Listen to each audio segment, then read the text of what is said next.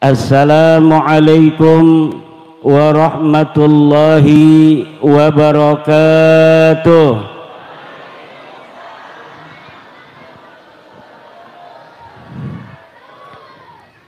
Hamdan lillah, salatan wa salaman ala rasulillah Sayyidina Muhammad ibn Abdillah alladhi wulida fi Makkah al-Mukarramah wa dufina bil Madinah al-Munawwarah la nabiyya ba'dah. Ya Hayyu ya Qayyum, ya Hannanu ya Mannan, ya Dayyanu ya Sultan, ya Dzal Jalali wal Ikram. Amma ba'du, faya ashabal fadail, hadaratil mukarramin, para tokoh, para kiai, wabil khusus sahibil bait Kiai Haji Muhammad Sulhan, orang tua kita bersama dari Jetis Al-Mukarram, sahibil fadilah Ayahanda Kiai Wahid Mahfuz, Ketua Perjuangan Wali Songo Indonesia Kabupaten Kebumen Kiai Haji Musta'in, Kiai Haji Buntas, Kiai Haji Bahri, Kiai Haji Muntaha, dan seluruh para kiai-kiai yang hadir, Ketua PCNU Kabupaten Kebumen, Ketua Ansor Kabupaten Kebumen, Panglima Banser, Panglima PWI yang mewakili dari Kepolisian Republik Indonesia, Tentara Nasional Indonesia, para kesepuhan Kampung Kaliwungu, Desa Klirong, Desa Kaliwungu, Kecamatan Klirong, Kabupaten, Provinsi, Negara, Presiden, makan siang, alhamdulillah. Baru kali ini selama Indonesia merdeka ada makan siang gratis, alhamdulillah. Ibu-ibu ndak usah masak,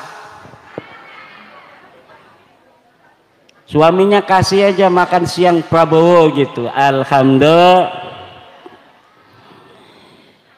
Desa Klirong ini, Klirong, Desa Kaliwungu itu di Kendal, ada pondok pesantren Kaliwungu, ada Apik, ada Aris, ada pondoknya Dim dan lain sebagainya. Saya pernah ngaji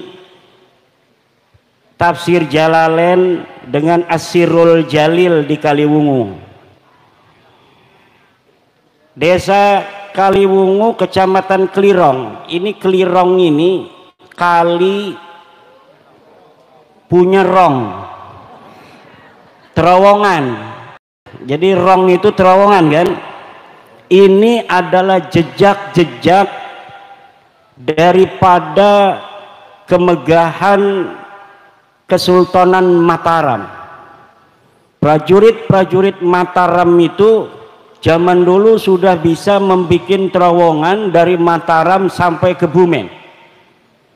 Kalau kita baca sejarah di Vietnam itu Viet Cong, tentara-tentara gerilya dari Vietnam, dia dapat mengalahkan Amerika itu diantaranya karena adanya rong-rong, terowongan-terowongan yang dibangun sebagai basis penyerangan dan persembunyian tentara-tentara Viet Cong. Amerika kalah oleh Vietnam karena adanya terowongan-terowongan tentara. Ternyata teknologi terowongan itu ratusan tahun yang silam sudah ada di Pulau Jawa yaitu dari kerajaan Mataram. Memang menurut siapa namanya penjelajah dari Portugis, namanya Tommy Pires itu bikin sebuah buku namanya buku harian daripada Tommy Pires ketika datang ke Jawa. Ketika Tommy Pires dari Portugis datang ke Jawa, Tommy Pires mencatat bahwa pada tahun 1500-an di Pulau Jawa ini sudah ada kapal-kapal besar yang dibikin oleh orang-orang Jawa. Kapal Portugis yang paling besar itu namanya Anuncidia, panjangnya 70 meter, tapi kapalnya orang Jawa itu bisa mencapai 300 meter. Jadi betapa teknologi yang dimiliki oleh orang Jawa sebelum dijajah oleh Belanda itu lebih hebat daripada Eropa. Kesultanan Mataram itu sebelum dijajah Belanda sudah bisa bikin meriam dan banyak pabrik meriam. Kesultanan Banten Sultan Tirtayasa 1600 itu sudah bisa bikin bedil. Ada pabrik bedil, ada pabrik mesiu di Kesultanan Banten sebelum dijajah oleh Belanda. Setelah dijajah oleh Belanda, kebesaran kita sebagai orang Jawa kemudian hari demi hari dikikis, kemudian diberikan sejarah-sejarah palsu bahwa orang Jawa orang primitif, orang Jawa leluhurnya tidak hebat, orang Jawa leluhurnya kampungan, sehingga satu generasi demi generasi itu tertanam di hati orang-orang Jawa bahwa orang Jawa bukan orang yang maju di masa lalu. Inilah cara penjajah untuk menghancurkan suatu bangsa dengan memberikan doktrin kepada masyarakat yang dijajah bahwa mereka keturunan orang-orang rendah. Padahal sudah terbukti orang Jawa keturunan orang-orang yang berperadaban tinggi. Peradaban di dunia ini yang tersisa hari ini selain di Mesir, Yunani, juga di Indonesia. Borobudur, Roro Jonggrang, Prambanan, Gunung Padang, itu adalah sisa-sisa bahwa leluhur kita dulu adalah orang-orang yang hebat, orang-orang yang maju. Maka jangan mau diomongin bahwa kita ini keturunan orang-orang rendah, orang-orang Jawa keturunan orang-orang primitif yang tidak tahu teknologi. Itu semua adalah doktrin untuk menjajah kita orang Jawa, orang Nusantara, agar apa? Agar kita menjadi mudah untuk dikuasai bangsa selain bangsa Indonesia. Nah, Isra Mi'raj pada hari ini, kampung Kaliwungu, desa Kaliwungu ini, selain ngomong masalah sholat, juga ngomong masalah teknologi. Karena Isra Mi'raj ini menjadi sebuah isyaratan teknologian, bahwa dulu Nabi Muhammad ketika Isra Mi'raj itu kalau dipikirkan secara biasa, secara sederhana tidak mungkin orang dari Mekah menuju ke Palestina dalam waktu 1 malam. Dengan onta saja 1 bulan pergi, 1 bulan pulang. Kenapa ini 1 malam? Belum Mi'raj ke langit, pulang lagi sebelum subuh. Ini adalah tantangan teknologi bagi umat Islam, bahwa umat Islam tidak boleh ketinggalan teknologi. Sebelum Nabi Muhammad itu diisrokan, dibelah dadanya. Ini adalah tantangan kedokteran, bahwa manusia itu dadanya bisa dibelah tapi dia masih bisa tetap hidup. Yang sudah dibelah banyak itu perempuan tapi nggak isro-isro. Betul apa tidak? Kadang-kadang satu ibu-ibu dibelahnya 3 kali, tapi nggak Isra. Mi'raj mungkin Mi'raj itu artinya naik. Ya kalau Isra itu berjalan di waktu malam, tukang nyari kodok juga Isra itu lugatan. Kalau naik itu Mi'raj itu asal makna lugawinya naik. Jadi setiap yang naik itu adalah Mi'raj. Orang naik kelapa itu lagi Mi'raj. Naik motor itu namanya ibu-ibu Mi'raj. Isra Mi'raj. Subhanalladzi asra bi'abdihi laila minal masjidil haram ilal masjidil linuriyahu min ayatina innahu huwas sami'ul basir. Innahu huwas. Subhanalladzi asra, maha suci Allah yang telah memperjalankan hambanya. Hadaya dulu anna nabiyya urija bil jasadi war ruh li anna Allah abbara bi abdun ruhan wa jasadan. Jadi Nabi itu Isra Mi'rajnya ruh dan jasadnya, bukan hanya jasadnya saja, nggak ada ruhnya, orang mati itu mah. Bukan hanya ruhnya saja tanpa jasad, itu namanya orang ngimpi.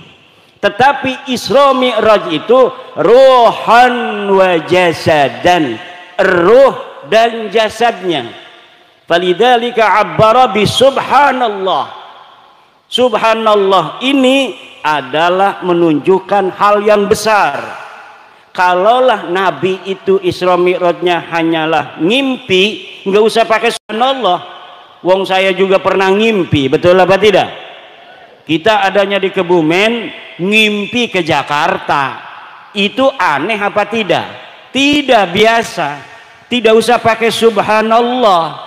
Tapi karena Allah mengatakan subhanalladzi hada yadullu ala anna qaunil mi'raj bil jasadi war ruh li'annahu amrun mustaghrab, amrun ajib, sesuatu yang aneh, sesuatu yang luar biasa. Falidzalika abbara bi subhanalladzi. Kalaulah mimpi nggak usah pakai subhana. Ini orang yang tidak percaya Isra Mi'raj ini jangan gegabah, hukumnya kafir, Bu. Kenapa?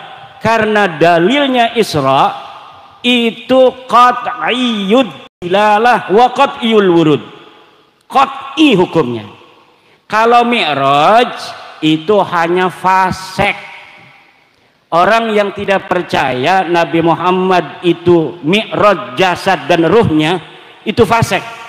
Tapi tidak percaya pada Mi'rajnya mutlaqan itu hukumnya kafir. Li'annahu sabitun bil ijma'. Sabitun bil ijma' wa man angkara ma sabata minad dini bil ijma'i fahuwa kafir. Orang yang tidak percaya adanya sesuatu yang telah tetap sahih dari agama, maka dia hukumnya kafir. Wal mi'raju sabitun bil ijma' bi annahu waqi' walakin ikhtalafal ulama fi annal mi'raja bil jasadi am bir ruhi ma'an. Qalatil mu'tazilah, kata orang Mu'tazilah, kalau Isra Mi'raj betul jasad dan ruh. Tapi kalau Mi'raj hanya ru'yah manamiyah. Apa namanya? Ru'yah manamiyah, ngimpi saja kalau Mi'raj. Tapi Mi'rajnya terjadi karena itu sabitun bil ijma bil ahadisil mutawatirah. Hadis-hadisnya mutawatir. Nabi pergi ke langit pertama, nggak boleh masuk dengan Jibril. Ditanya, hei Jibril, kamu siapa? Saya Jibril. Wa man ma'aka, siapa yang bersama kamu? Muhammad. Aursila, apakah dia sudah diangkat jadi rasul? Naam. Tafaddal. baru masuk. Setelah di langit kedua dijaga lagi, mau kemana lo? Siapa lo mau masuk langit kedua? Ana Jibril. Wa man ma'aka? Siapa yang bersama kamu? Muhammad. Abu Isa, apakah dia sudah diutus jadi nabi? Betul, dia sudah diutus. Baru dibuka. Susah bu mau Mi'raj itu, susah mau Mi'raj. Makanya kata Imam Kusyairi, al-mi'raju la yaqa'u li ghairil Mustafa. Mi'raj itu tidak terjadi bagi selain Nabi Muhammad sallallahu alaihi wasallam. Ada orang ngaku-ngaku Mi'raj semalam 70 kali bu.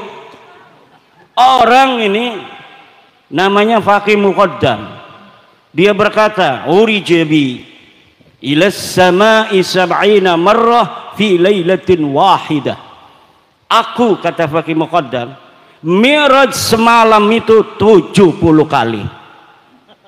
Dan ontaku ini dia ta'rifu tara'iqas sama, dia mengenal jalan-jalan di langit seperti mengenal jalan-jalan di bumi. Masya Allah. Kata orang-orang Faqih Muqaddam itu kafir. Kata orang-orang kiai-kiai Indonesia ngomong di YouTube bahwa Faqih Muqaddam kafir karena dia mengaku bisa Mi'raj ke langit. Karena orang yang mengaku Mi'raj, menurut kitab Mbah Hashim Asy'ari, kitab Risalatul Mu'awanah, manidda'a annahu manidda'a mujalasatullah, manidda'a mujalasatallahi wal uruja ilaihi wa mukalamatahu kafir. Siapa orang yang mengaku bahwa dia mujalasatullah, dapat duduk bersama Allah, awil uruja ilaihi, atau mi'raj ke sana ke Allah, au mukalamatahu, atau dia ngobrol dengan Allah, fahuwa kafir, maka dia hukumnya kafir. Kata pembela Balawi, yang kafir mah katanya kalau 3 dilakukan semua, mujalasatullah, uruj ilaihi, mukalamatahu. Kalau 1 doang mah enggak kafir karena pakai huruf atopnya waw. Kalau huruf atop waw katanya berarti semuanya harus dilaksanakan. Dia nggak ngaji alfiyah. Di alfiyah itu al-wawu li mutlaqil jam'i, mutlaqul jam'i wattifaqul fi'li. Jadi yang namanya huruf atop waw, ahwa mutaqaddimun, au huwa muqarinun, au huwa mutaakhir, itu pakai hurufnya waw. Bisa lebih dahulu, jaa zaidun wa amrun, itu mutlaqul jam'i, pokoknya datang ki Zaid dan ki Amr. Bisa ki Zaid dulu yang datang, bisa ki Amr dulu yang datang, bisa bareng-bareng datang. Kata pendukung Balawi, Faqih Muqaddam tidak kafir. Sama, dia nama tidak ada musamanya. Namanya dikarang di abad 9, keramatnya dikarang di abad 9, ceritanya dikarang di abad 9, dikatakan hidupnya tahun 653 Hijriah, dilihat di tahun 653 dalam kitab-kitab yang ada di tahun itu, banyak yang dikarang oleh para ulama, tidak ada di Tarim tahun 653 Hijriah dan sebelumnya, karena wafatnya 653. Itu ada seorang yang bernama Faqih Al-Muqaddam pernah hidup di Tarim. Jadi pengakuannya itu pengakuan yang dalam ilmu hadis disebut maudhu'un. Apa? Maudhu'un, palsu. Sejarahnya palsu, ngaku turunan nabinya juga palsu. Ini apa maksudnya? Suruh minum. Masya Allah, baik sekali ini. Namanya Kang Mas Saifuddin, sedulur dengan saya, Imaduddin Saifuddin. Tiangnya agama, pedangnya agama. Istrinya berapa dia? Masya Allah, kasihan amat. Hampir 2 nggak jadi. Ya namanya masyarakat kan ikut Pak Camatnya. Kalau Pak Camatnya minas suja, maka masyarakatnya minas suja. Kalau camatnya minal khaifin warra'iyatu aula.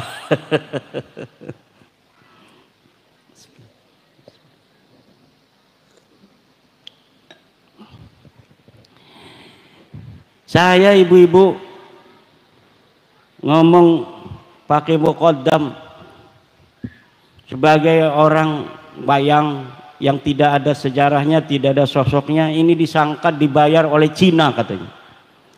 Ini Kiai Imad ini membatalkan nasab Balawi karena dibayar oleh Cina.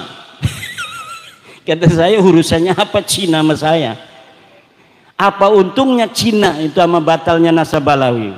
Sekarang kan di Banten lagi ada proyeknya Pak Jokowi dulu, proyek strategis nasional, namanya PIK 2. Saya kan gak ngomong, mau setuju, mau menerima, mau menolak, saya nggak ngomong.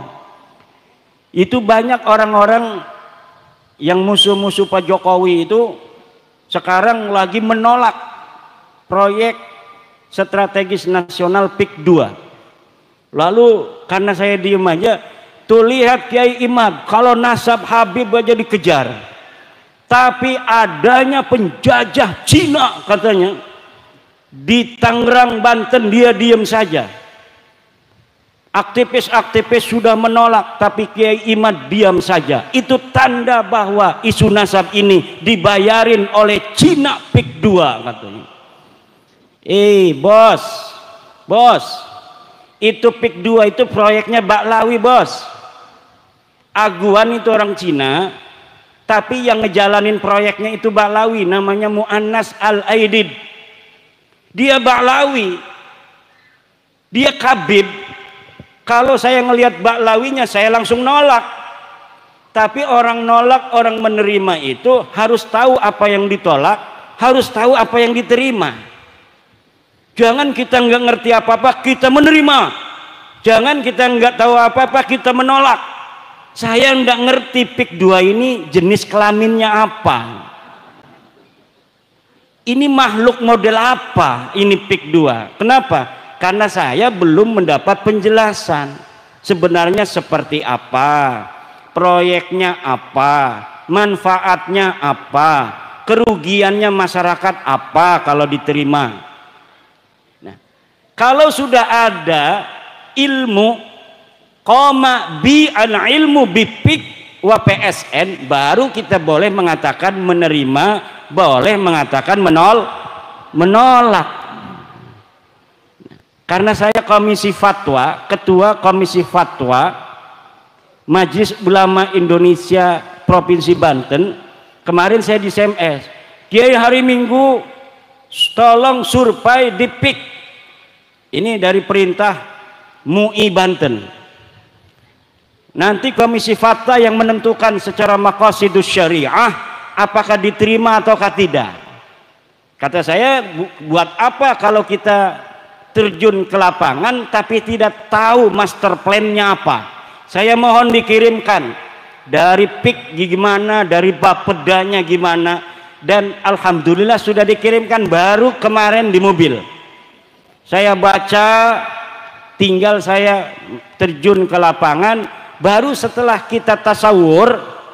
Nah, kita menentukan hukum itu harus tasawur.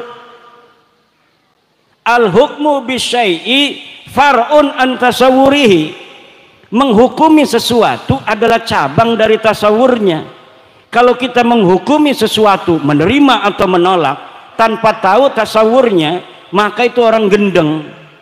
Tasawurnya dulu, tasdiknya dulu, lalu bagaimana manfaatnya, madaratnya kita timbang secara maqasidus syariah, baru kita menentukan sikap.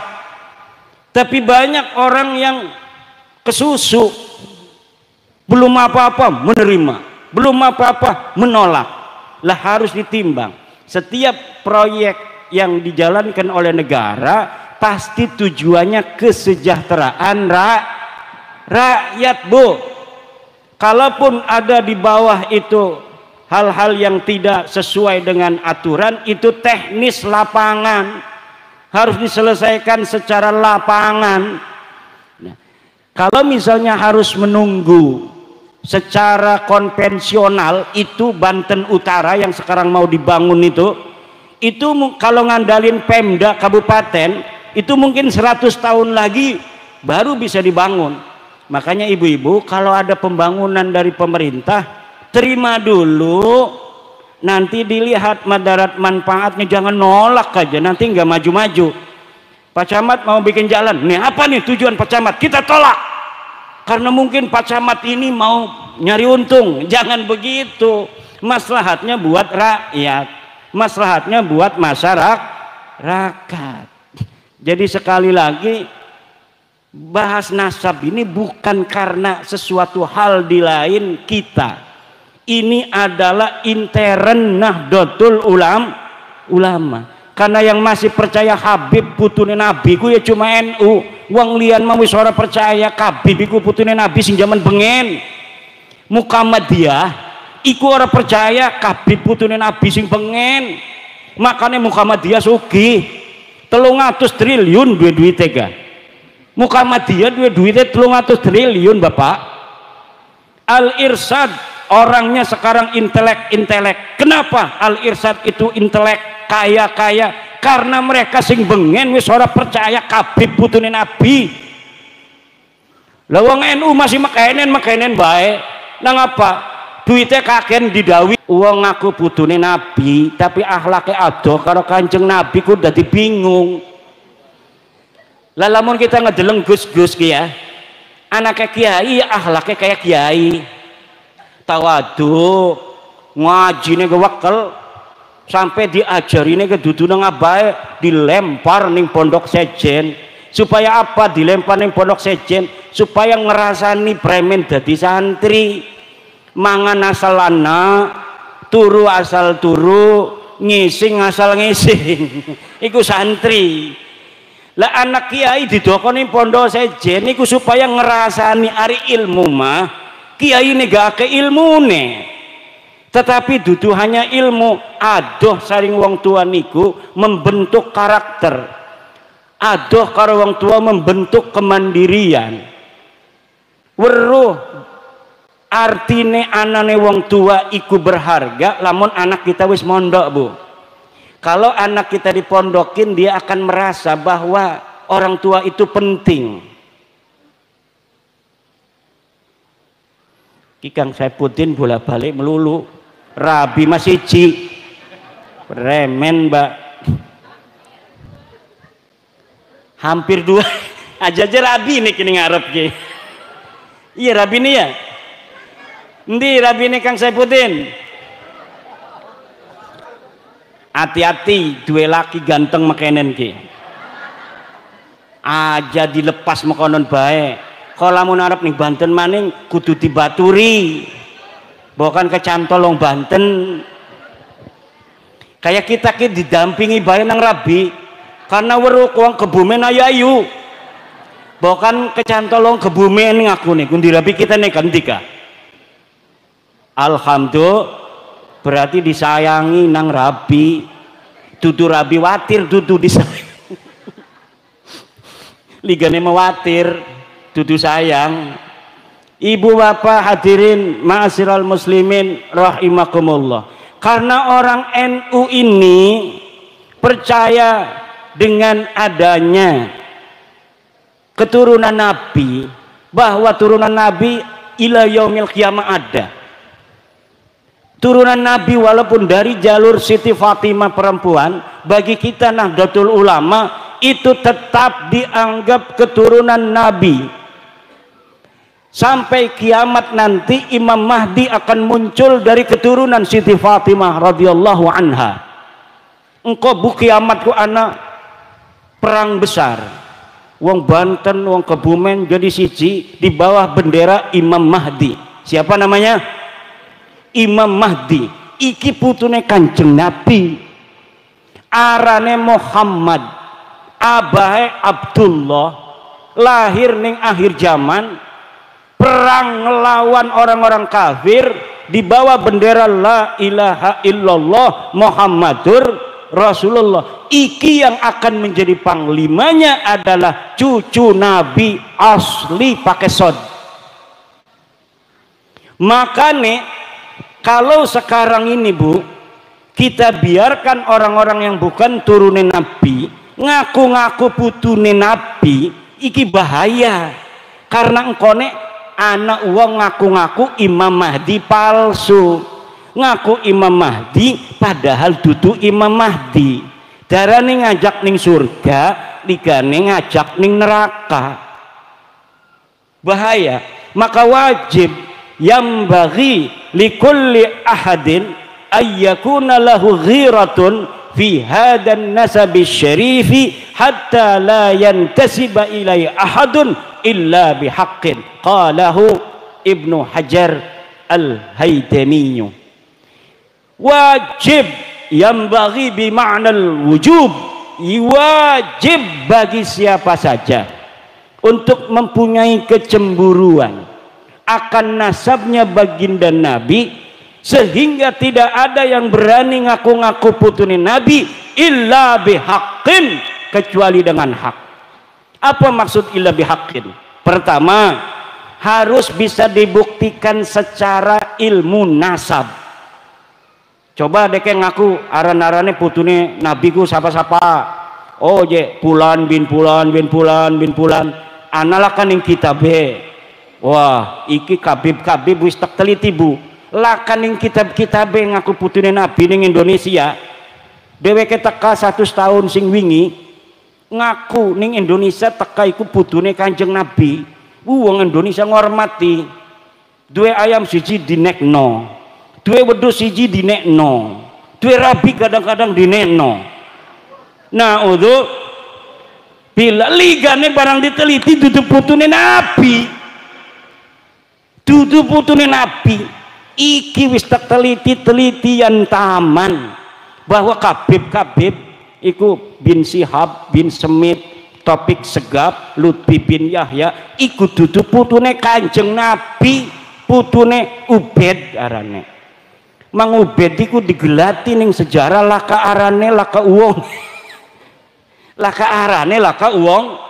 Katanya mengaku dia hidup 383 Hijriah, ngaku jadi putune dadi anake Ahmad bin Isa. Ahmad bin Isa iki putune Kanjeng Nabi asli. Ana ning kitab Tahdhibul Ansab nulis anake Isa bin Muhammad arane iku apa Ahmad bin Isa. Iki putune Nabi asli. Nah, kemudian si kabib-kabib iki ngakune putune Ahmad bin Isa iki saking anake sing arane Ubed. Lah Ubed iki kita gelati ning kitab-kitab iku laka anake Ahmad bin Isa arane Ubed. Ahmad bin Isa putune Kanjeng Nabi asli iki duwe anake cuma telu, Muhammad, Ali karo Husain. Ora ono sing arane Ubed. Lah Ubed iki anake sapa? Ya dudu anake sapa-sapa, wong-wonge gelak aja.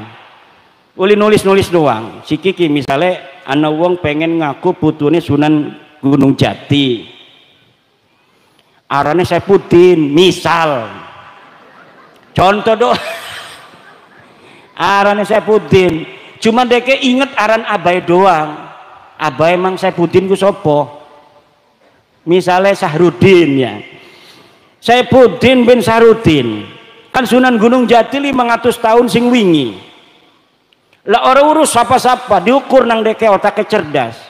Lamun zaman siki sampai Sunan Gunung Jati tahun 1570 berarti kudu ana aran wong 20. Lah deke ora kawang siji-sijine tulis pe uli ngarang.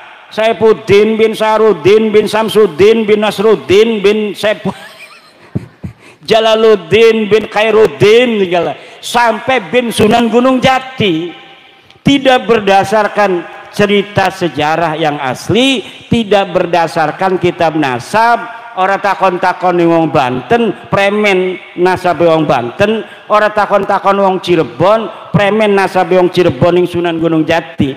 Barang diakuraken wong Cirebon Sunan Gunung Jati duwe anak pasarean sing duwe keturunan ning Cirebon, ning Banten arane Hasanuddin, laka arane Saifuddin.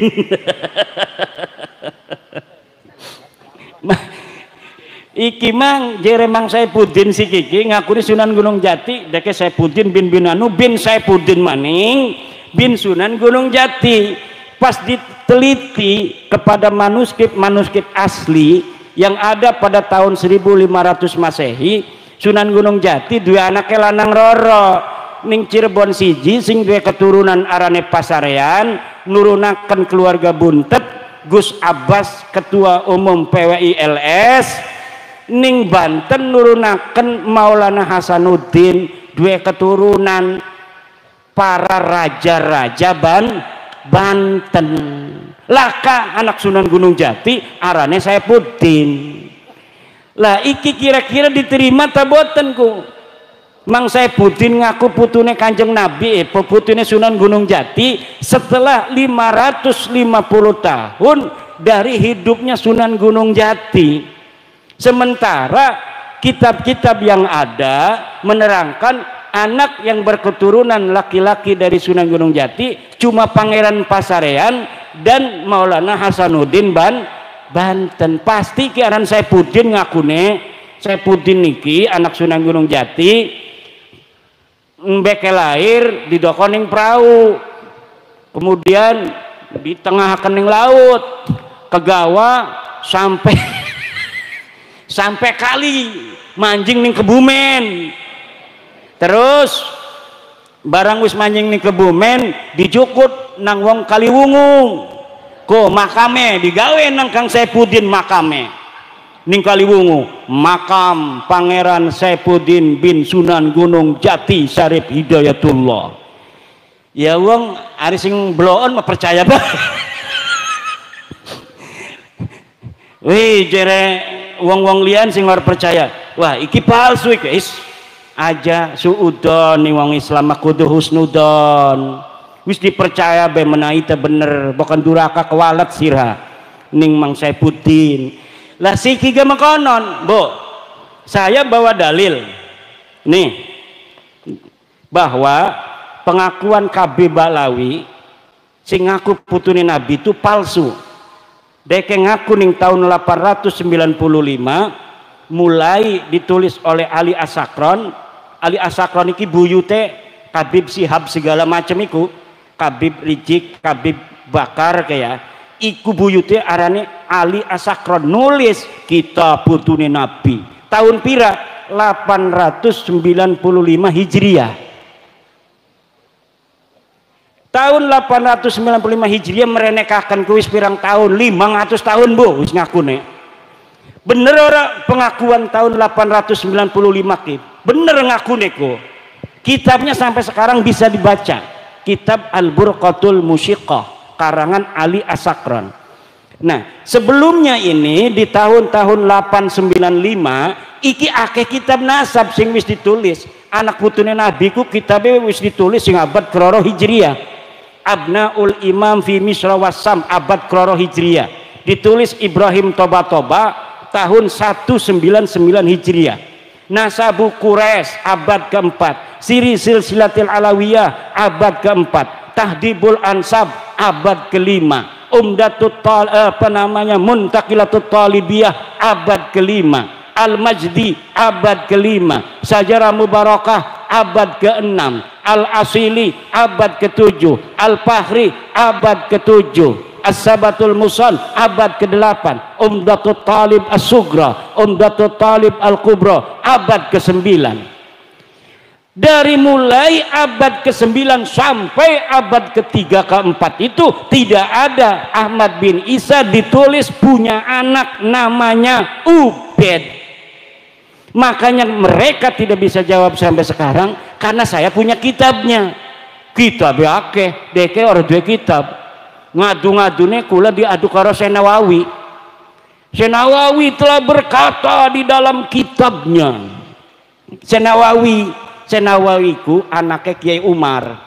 Kiai Umar iku wong tenara karo kresek iku parak bu tetangga. Ngajine ning ponakan buyut kula arane Kiai Ayib. Kiai Umar ngaji ning Kiai Ayib. Syekh Nawawi digawa-gawa sing cilik melik pinter luwih. Kiai Ayib ngajine Bidayatul Hidayah. Nyeluke Bidayatul Hidayah. Dimarahin nang Syekh Nawawi masih cilik, wis ngaji amil. Jere Syekh Nawawi ning Kiai Umar, "Bah, gurune abahku goblok je." Nang apa tatong diarani goblok iku Kiai Ayib? Karena deke maca Bidayatul Hidayah. Harus bah dibacanya Bidayatil Hidayah karena ana huruf jer B. Karena mereka ngaji amil an-naul awwalu hurufun tajurrul isma faqat wa hiya al-ba'u wa min wa ilaka. Al-ba'u iki huruf jer. Setiap kalimat kependak B wajib dibaca jer. Bil madrasati, orang uli dibaca bil madrasatu. Iku diajari nang abae. Syekh Nawawi diajari nang abae mekonon lagi ngaji amil. Barang gurune abae maca Bidayatul Hidayah disalahna. Ngakune orang bisa aja gurune abahku. Laporan Kiai Umar ning Kiai Ayib. Kiai Ayib kong kresek. Jere Kiai Umar, Yai Nawawi kije nyalahaken yai, nyalahaken premen. Ngakune yai ku salah macane Bidayatul Hidayah, kudune Bidayatil Hidayah. Jere Kiai Ayib iki bakal pintere luwih ki anak kira-ki. Pondokaken masih cilik ya. Dipondokaken ning Kiai Sahal. Ki Sahal iku anane ning Lopang Serang. Ki Sahal iki misanan malih kelawan Kiai Ayib. Iki Kiai Sahal punya murid Syekh Nawawi sekaligus ponakannya. Karena adiknya Kiai Sahal itu namanya Zubaidah adalah ibu daripada Syekh Nawawi Tanara Al-Bantani. Akhirnya apa? Mondok 5 tahun ning Serang langsung pengen ngaji ning Mekah. Pinter luwih Syekh Nawawi. Umure mbeke 15 tahun lebih iku wis pengen ning Mekah. Syekh Nawawi Tanara. Wong Kebumen mondok ning Ploso baik rasane adoh. Mondok ning Ploso wuyu adoh je mondok ning Ploso. Lah wong-wong bengen mah mondok ning Mekah, Bu. Pada ning Mekah tahun 1945 sejak merdeka ku. Wong Banten wis ora pada mondok ning Mekah. Lemaune mah pada ning Mekah. Sing barang tahun 1634 wong kresek iku mondok ning Mekah. Buyut kula 1634 iku saning ning Mekah. Kita be masih ana ning Perpusnas. Arane Al-Mawahib Ar-Rabbaniyah lil As'ila Al-Jawiyah. Iku ditulis oleh buyut kula. Tapi duduk karangan dewe. Kitabe karangan Ibnu Allan. Ibnu Allan mufti Mekah tahun 1634. Uangnya ora duit. Tetapi jadi kaya raya. Kenapa? Karena sing mondok putune raja, putune sultan. Ngamplope dudu ngamplop duit. Apa ngamplope? Ngamplope berlian. Kenapa? Karena Banten zaman bengen niku kaya raya, Bu. Orang kayak Siki. Siki provinsi Banten jadi termiskin se-Indonesia. Bengene iku terkaya se-Indonesia. Coba lihat di Inggris. Puisi-puisi Inggris tahun 1500-1600 itu selalu berbicara tentang negeri emas di Nusantara, apa namanya? Banten. Tetapi sekarang coba termiskin di Indonesia, di antaranya anak Banten nih kono ikut. Allah. Ibnu Allan mondok, sing mondok iku Sultan Abul Ma'ali Ahmad karo buyut kula Arya Wangsakara. Mondok ning Mekah 4 tahun. Entas mondok ning Mekah balik Ia balik entas mondok ning Mekah ngegawa kitab, ngegawa bendera Nabi Ibrahim, kemudian apa arane ku maning kitab tasawuf Insan Kamil dan lain sebagainya. Zaman bengen wong Banten tahun 1634 wis ngaji kitab Insan Kamil karya Al-Jaili. Iku tasawuf falsafi. Makanya akeh sing rada halu-halu pengen jadi wali-wali melulu. Karena ngaji nih wis kitab tasawuf jaman bengen niku. Pengen jadi wali, pengen tapa. Raja-raja Banten lamun masih ngisi tiap dina iku ora dianggap nang abae. Ke qadaul hajatnya itu 15 hari sekali. Kenapa? Karena jarang makan. Barang anak putune pada lemu kabeh. Buyut-buyute bengen dadi raja iku diperhatikaken karena anak telik sandi sing tukang merhatikaken iki anak-anak raja. Siapa sing tukang ning kamar mandi? Lamun sing tukang ning kamar mandi berarti tukang mangan, tukang nginum. Nah, iku Sultan Maulana Hasanuddin 15 hari sekali masuk kamar mandi nih. Masya Allah. Maulana Yusuf masih mengkonon, Maulana Muhammad Nasruddin masih mengkonon, masih nom mati tapi dek perang mati ning Palembang. Dua anak Sultan Maulana Abul Mapahir masih mengkonon. Dua anak Sultan Abul Ma'ali Ahmad masih mengkonon. Dua anak Sultan Tirtayasa masih mengkonon. Kuru Sultan Tirtayasa uangnya kuru masih ana lukisanane ning Inggris. Setelah dikuasai Belanda, entah Sultan Tirtayasa embeke pada biasa kena penyakit, pada pengen ake mangan, embeke pada lemu-lemu potone. Dideleng nang kula foto duta besar Banten gena Inggris, wis lemu wonge. Wah, iki wis ake mangan. Iki sedurunge kuru-kuru tukang tapak. Alhamdulillah. Banten karo Mataram iku sedulur. Saking duhure pada tapi saingan barengan. Iku Sultan Agung duwe pabrik meriam. Sultan Agung duwe pabrik meriam ngelawan Belanda. Wah, lamun Banten kalah maning kita di anak buah kita teger iki. Jadi Banten pengen dikuasai Belanda kalah, tinggal Banten di sedurung kalah. Jadi siapkan meriam. Jere Sultan Mataram, Sultan Agung. Siapkan meriam. Latihan ngadepin di Surabaya. Dua, antem majur sing dilatih-latih. Coba jajal ning Kulon, ning arah Banten. Barang ning arah Banten di dokone. Cepluk lah kasih ngejebluk. Iki keramat jinjiban bengen ku. Jadi asal diarahaken belatiannya kuning arah Banten. Iku orang muni, orang meledak, jebluk.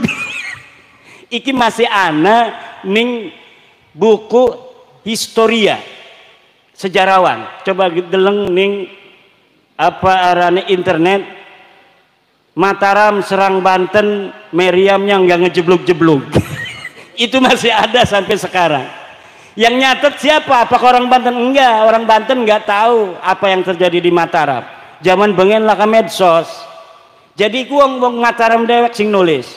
Asal Arab nyerang Banten, iku meriam latihan iku laka sing ngejebluk. Bahkan coba penasaran jadi Sultan Jogjaku. Coba sebalen maning ngejebluk orang merana, ngejebluknya ning jero meriame. Buledak. Jadi meriame milu hancur. Bengi-bengi nih Sultan Mataram ngimpi pada bisulan. Barang ngimpi bisulan isuk-isuk masih gatel. Gatel. Iki gara-gara penasehat kon nyerang Banten iki. Wis ora uli nang abae. Abae Sultan Agung deke iku anaknya Sultan Agung arane Amangkurat. Wis ora uli nang abaga bengen aja gawat-gawat sira. Macem-macem wani nyerang Banten. Wis diantepakan we Banten memekonon ku bae. Barang anaknya mus kalah Belandaku, Banten gak kudu kalah ya. Akhirnya pada ngimpi ora bagus sampai ngimpi bisulan, barang dikerowek tangi-tangi masih gatel ya. Lah iki persahabatan zaman bengen antara Banten karo Mataram. Sampai sekarang kudu sedulur bae, wong sedulur ya kudu sedulur aja kadang-kadang hawak. Wih, lamun kabeh mah teger ki dikuasai ya. Aja macam-macam iku. Ibu bapak hadirin ma'asyiral muslimin rahimakumullah. Dalam jam rolas kulane ayun wenten acara male adoh ning daerah Jawa Barat ning gunung dados perjalanannya itu 8 jam yai. Jadi nanti nggak mampir lagi yai ke Jetis habis ceramah ini karena tadi udah makan dulu akan langsung menuju ke Jawa Barat ning gunung supaya kita sebagai warga NU iki pada paham kabeh bahwa Habib iki dudu nabi. Lamun wis paham kita ora bisa ditipu.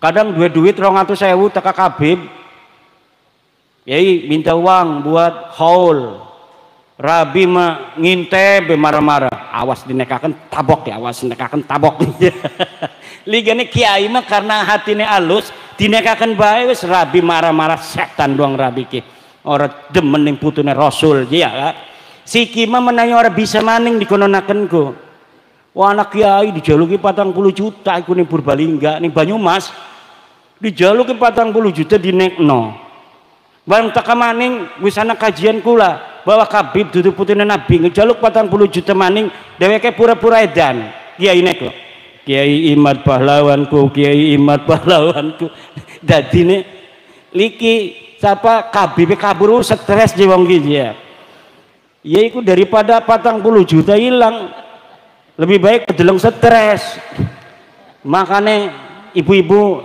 lan bapak-bapak insya Allah kajian ilmiah iki senajan sebenarnya iki kajian ilmiah ora perlu ana pengawalan daripada laskar-laskar karena kajian ilmiah itu kalau sudah jadi kajian ilmiah sebenarnya ya sudah tetapi ini ada aksiologis kaitan kemanfaatan dengan masyarakat di mana sebuah kajian memiliki relasi kepentingan masyarakat di mana sebuah pengakuan cucu Nabi ini berkaitan dengan hal-hal spiritual. Orang kalau sudah ada orang ngaku cucunya Nabi, maka orang yang merasa umatnya Nabi Muhammad akan terdorong untuk mengabdi, terdorong untuk menghormati, mentakzimi.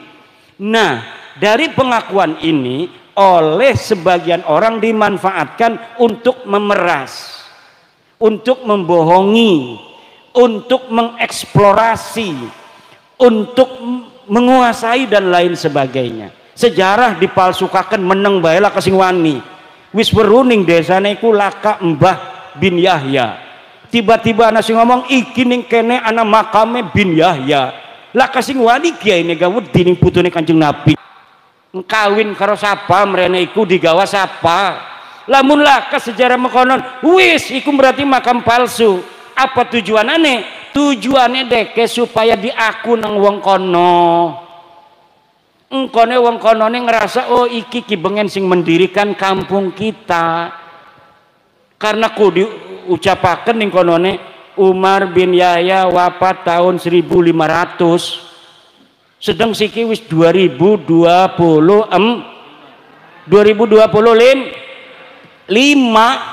ratusan tahun wis. Wah, aja sing ora-ora makan bener iki. Bengene berarti sing ngedirikan kampung kita ke Habib je.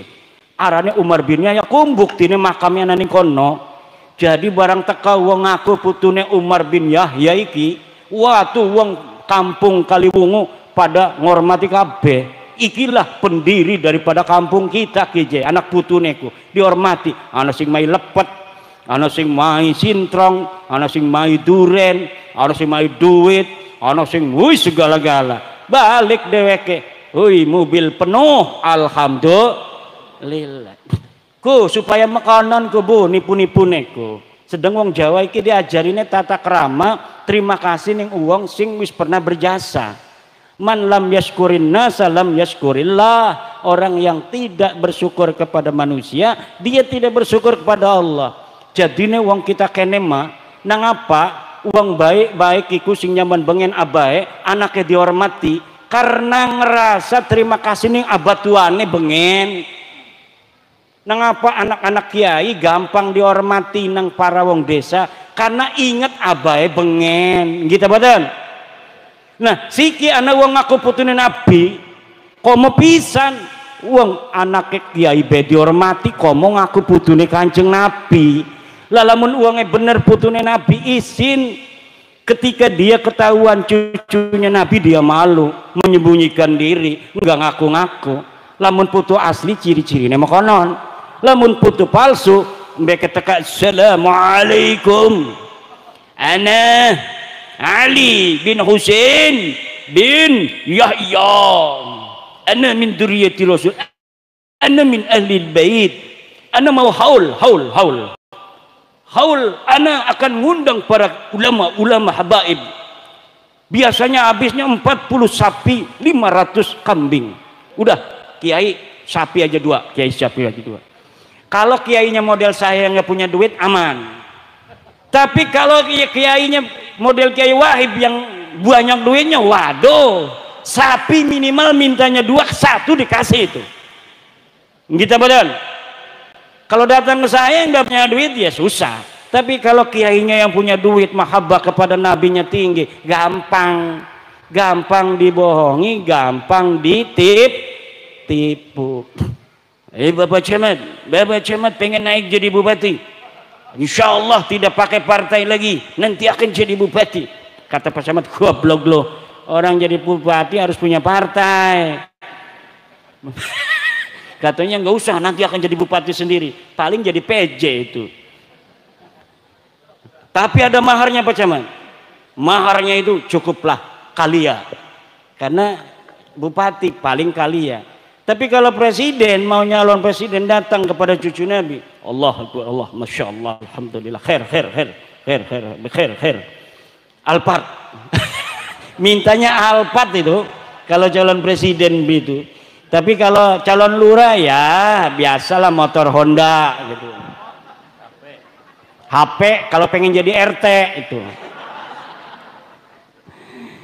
Ya jadi yang model-model begini yang tidak baiknya insya Allah dengan adanya kajian ini orang-orang baiknya juga ada dari mereka. Tapi banyak yang gak baik begini yang keliling-keliling ini nanti tidak akan ada jalan lagi untuk menipu masyarakat wabil khusus Nahdlatul Ulama.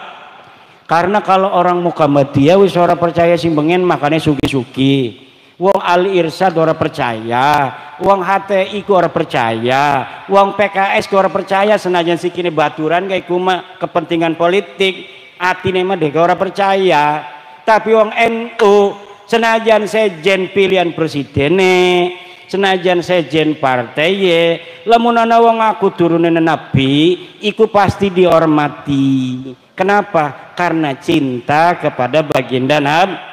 Oleh karena itu kita harus semuanya mempunyai kepedulian, ustadznya di kampung, kiainya, pemudanya, ansornya, MWC-nya, untuk memberi kesadaran pada masyarakat. Jangan mudah percaya pada orang-orang yang mengaku cucunya Nabi. Takoni lamun deke ngaku putune Nabi, haplogrupnya apa? Kalau bilang haplogrupnya J1, kemungkinan besar cucu Nabi. Tapi Kabib iki wis dites DNA, iku haplogrupe G. Iku wong India. Wong India pindahan sing Kaukasus, pindah sing Kaukasus ning India, pindah ning Oman ning Mirbat, pindah ning Yaman. Iku dudu wong Yaman acan. Dudu wong Arab acan, wong endi? Wong India. Makane Najwa Shihab wis di tes DNA deleng ning internet, hasil DNA Najwa Shihab iku 48% mitokondrianya itu berasal dari India. Dudu wong Arab. Mudah-mudahan barokah semua orang Kaliwungu ama Allah Subhanahu wa taala diangkat derajatnya. Sugi kabeh, anaknya jadi kiai, jadi presiden. nambah kabeh rabine amin, terutama Kang Saifuddin. Rabine marah aja digaweni duren kiai konon kuci. Ibu bapak hadirin masyaallah muslimin rahimakumullah, nuhun para kiai mohon maaf bercanda-bercandanya karena kita ngerasani dudu wong liyan karo wong Kebumen ngomongnya mirip karo wong Jawa ning Banten. Semoga tali persaudaraan ini tidak akan selesai sampai terus ila yaumil qiyamah. Bangsa Indonesia semuanya barokah dengan negara Pancasila dan Nahdlatul Ulama.